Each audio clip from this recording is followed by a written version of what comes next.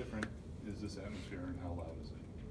I think it's different. I think it's the loudest atmosphere that we'll see this year probably.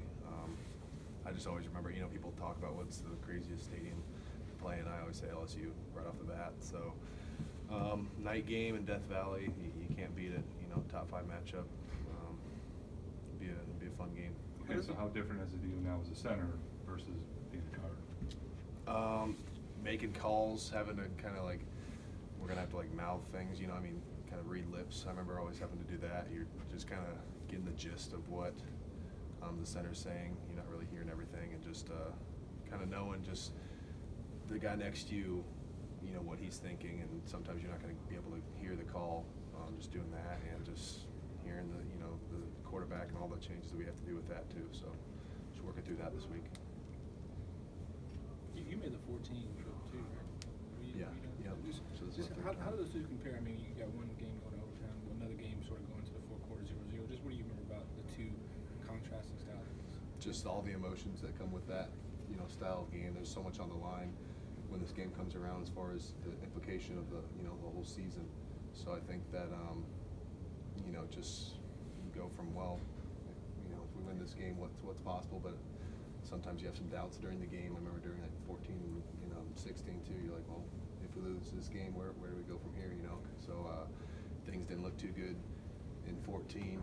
TJ fumbled the ball and whatever, and we got to stop. But you're just kind of thinking in the back of your head, well, where do we go from here? We're going to miss the playoffs and this and that. So, but yeah, it's just expect that that's going to be a roller coaster of emotions going down to Death Valley. It's rarely we hear you guys be that honest about actually thinking that during the game. So how do you manage that? Well, I think more. I was thinking because it was my first year there as redshirting, so I was just kind of almost like a spectator the whole season.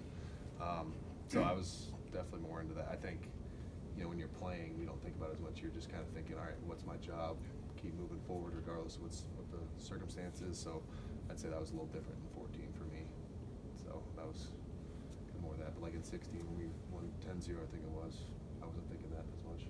You were here for the unveiling, I guess, of the first playoff rankings. Yeah. What was that like? Do you remember what it was like just to watch that for the first time? It was cool. I mean, you didn't really know what it was going to be like, so everyone was watching the TV and just seeing them talk about it and all this stuff. So it was cool. At the same time, it was I remember, Mississippi State was #1 or something earlier on. I remember, so a lot of things can change, and the earlier ones on are just kind of starting point throughout the whole season. Crazy season. November's a big month for us, so. Does that add? I mean, when you have been #1 in the past, and you've been other top 5 or whatever. How much does having that whole setup, the primetime thing, unveiling on TV, how much do you feel like that even puts a target on your back? I mean, I think there's no secret, around here. We've had a lot of success in the past, but that doesn't guarantee success in the future. And we know what we have ahead of us as a team. This month, just the games that we've got will be the biggest challenges for this team so far. So I don't think we really take too much stock into that. And I think that we just kind of put our heads down and just go to work. And regardless of what ESPN says or the rankings and all that stuff, we know what we have to accomplish and all the work that we have left to be able to be where we want to be at the end of the season. It's not often that you can clinch the division, I guess, this early. You can clinch it against LSU. Is that something you guys talk about, or does that add any extra emphasis? I actually just found that out today. I was just eating lunch and saw it on ESPN, if they would clinch the West if they win this game, which, is, like I said, just one step towards the ultimate goal. But yeah, this just adds to this game.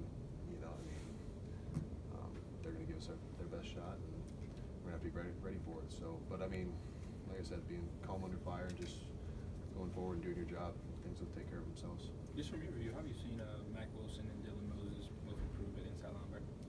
I just think, communication-wise, I think just being at the linebacker position, just being the center quarterback of the defense, just kind of getting everyone on the same page. So I think as the defense has grown, so have they. So I mean, earlier on there was some, communication deals and stuff like that, and just new defensive coordinator, new linebackers, just a kind of a whole new defense, it seemed like. And so I think that as the defense has grown, so have they, and that was probably one of the main reasons as well. Death Valley is obviously one of the tougher environments to play in the country, but what have you seen out of this year, Tua, confidence-wise, for you to know that he can handle that crazy atmosphere on the road? I think, no stage is too big for him. I mean, for him to come in as a true freshman in the national championship game last year just kind of proved that situation. I mean, that was as, hard of thing to step into as you possibly could probably do. So, I mean, for him to go out and execute like the way that he did, we've got complete confidence in him. And I just think that the way that we prepare throughout the week and the pressure that the coaching staff puts on us during practice really just kind of propels us into the game to where they want to make things easier in the game. So we're not just bullets are flying, live bullets. So I mean, they do a really good job at that. With the knowledge that a player of Devin White's caliber is not going to be out there in the first half, does that elevate the intention to kind of score early and build a lead at all, or is that just? We're going to play regardless of who's out there, and I mean, too bad for him, but we're still going to go out there, do our jobs, and not really take too much stock, like I said, of who's out there. Game plan's still going to stay the same. So. Are y'all gonna watch the ranking show tonight? What time is it on? 6. 6. I'll probably still be here at that time, so I'm sure we'll see it on Twitter and whatnot, people discussing that, but it's not gonna define the outcome come Saturday night, whether we're ranked 1 or 10, so whatever.